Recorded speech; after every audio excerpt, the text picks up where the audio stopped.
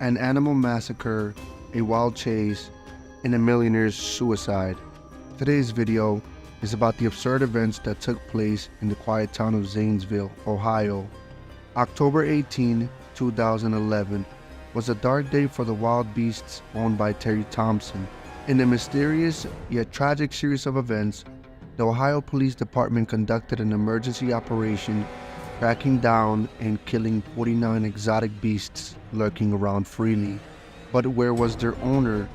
And how did he manage to keep over 50 of these wild beasts hidden away from his neighbors for so long?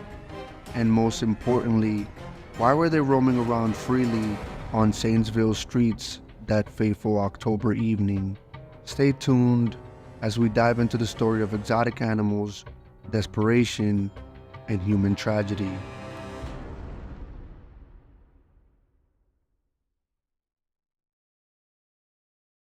At about 5 o'clock in the evening on October 18, 2011, Terry's neighbor, Sam Kopchak, stepped out of his home to check up on his horse. But what he saw beyond the flimsy fence separating his and Terry's property was bizarre. Sam saw a bear and an adult male African lion that night. He slowly made his way toward the safety of his barn and locked himself in with his horse. He then called his 84-year-old mother at home and asked her to call for help. He had no idea of the events about to unfold on Kopchak Road in the next few hours. Sergeant Steve Blake was the first to arrive on the scene, followed by Deputy Jonathan Mary. Deputy Mary recalls that when he arrived, he saw 2 lionesses, a tiger, a black bear, inside Thompson's fence, and a gray wolf running on the road. The order came over the radio: put the animal down. And so began the Zanesville slaughter.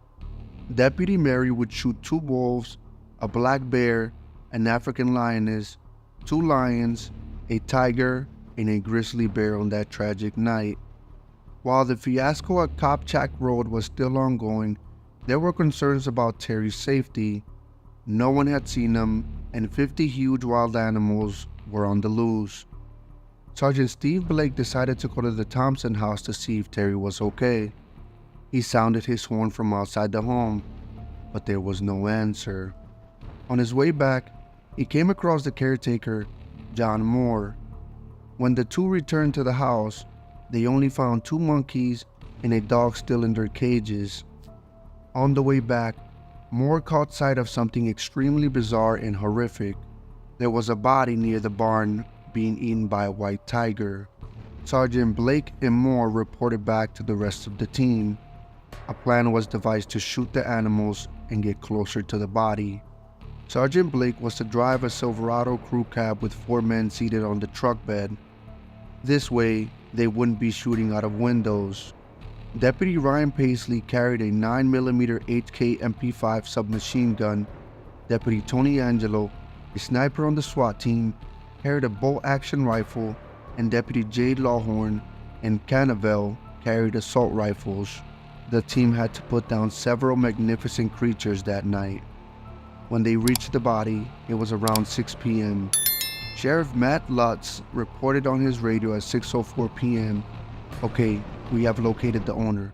Code 16, dead on arrival. Possible 58, suicide. Unknown for sure on that, here in the field." The body was, in fact, Terry's. The police found 3 very interesting pieces of evidence. First, there were bolt cutters near Terry's body. Second, there was a stainless steel Ruger 357 Magnum revolver nearby. And third, there were pieces of raw chicken scattered around the body. Tom Stoff's theory is, apparently he wanted the animals to eat him. Deputy Canavel had this to say: he had been dragged. You were able to tell that he had laid at one spot for a while, and then he was dragged. It looked like by an arm, and his pants and stuff had been pulled down, and he had been chewed on. The autopsy report found a fatal gunshot wound, a 2¼ inch vertical laceration on the right lower forehead, and along the spine of the nose, 21 clusters of injuries on the head and neck, and injuries on his torso and legs. One alarming detail in the coroner's report was a 5 3/4 times 4-inch gaping laceration involving the pubic region and bilateral medial thighs with the absence of genitalia, exposure of the pubic bones and adjacent soft tissue. None of his external genitalia remained by the time his body was recovered. But how had he ended up in this situation? Stay tuned as we dig into Terry's life to understand his horrific end. Thompson's childhood can be described as an average small-town America 60s childhood. He grew up with his loving parents in Zanesville, where he used to ride his bicycles near the airport. At 16, he had his flying license and was living his dream. But everything was about to change. Shortly after, he got drafted to Vietnam as a door gunner on a Huey helicopter. He would routinely perform rescue operations in hostile crossfire. Sometimes, his team would be forced to leave their comrades behind, and many wounded died in his arms. This is what his friends described as a defining experience of his life. His friend Marshall says this about Terry's time in Vietnam: he never really got over it. One of Terry's neighbors, Fred Polk, had this to say: when he came back, he had a funny look. You know what I mean? Polk continued to say, I said that he never left Vietnam. I'm going to put it that way. He never left it. Marion Sharp was an accomplished horsewoman from a good local family. At the same time, Terry Thompson was notoriously known as "Who is the guy who would piss my dad off the most" among women.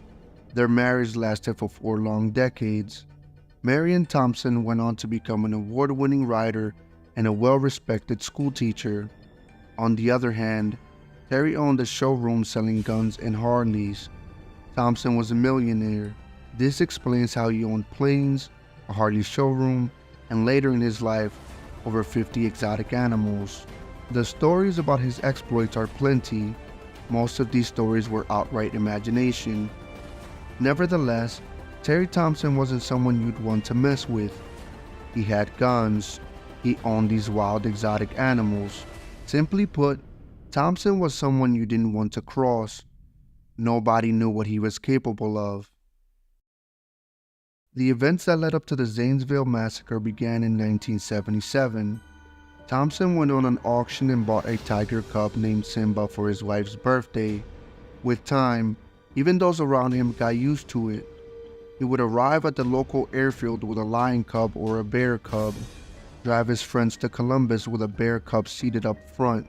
To Terry, rules were meant to be broken or bent. He was someone who wasn't a fan of authority. His animals even made Hollywood appearances.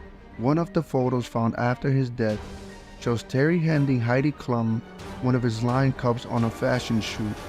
Terry himself appeared on the Rachel Ray Show in 2008 as an animal handler.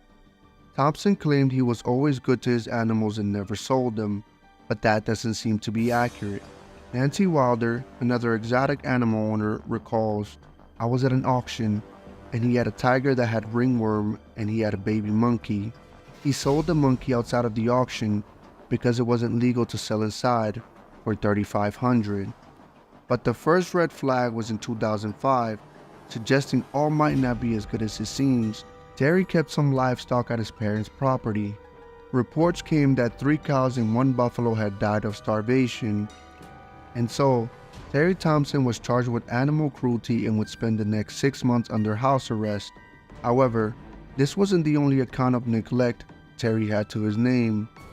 During this time, there were multiple reports of loose animals as well. On 2 occasions, a couple of Rottweilers went loose and killed some calves. They eventually had to be put down by the neighbors, but that deeply angered Terry. What actually landed Terry in jail was guns. By the time Terry sold his business, he had 138 motorcycles, 138 cars, and 138 guns. When the ATF raided his house in 2008, they confiscated 36 rounds of ammunition and 133 firearms. On November 17, 2010, Terry went to the Federal Correction Institution in Morgantown, West Virginia, on charges of owning a firearm without a serial number and a machine gun. Some say Terry received a letter accusing Marion Thompson of adultery one day before he died. Others recall that the couple had split before Terry went to jail. Some even say that Terry had become paranoid and verbally abusive toward his wife. Whatever the case, the consensus is that their marriage was rocky toward the end. By the time Terry got out of prison, he weighed 40 pounds lighter, his house was a mess, and several things were missing. His friend recalls, he was a broken individual, very depressed. It took his heart. The government stole his heart. How he was treated. What did he ever do to his country? Terry's guitar instructor, Sidwell, visited him a few days before the incident. Terry had been upset about his financial situation and broken marriage.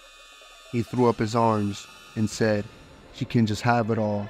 And that's when he said, "I'm gonna die." 49 animals were shot dead that night. Only 6 of Terry's magnificent beasts lived through the events of October 18, 2011, laid in rows, classified by species to make the count easier in the early morning light. They would all be buried in a huge ditch on the property by Marion's permission. Why did Terry do it? Why condemn the animals he had claimed he loved, like his children, to certain death? Was he trying to get revenge on Marion? Or was this just a depressed man's last hurrah? We'll never know. What we know for sure is that this was a dark night, and the slope of morality when it comes to exotic animals is a slippery one. Remember guys, stay safe out there.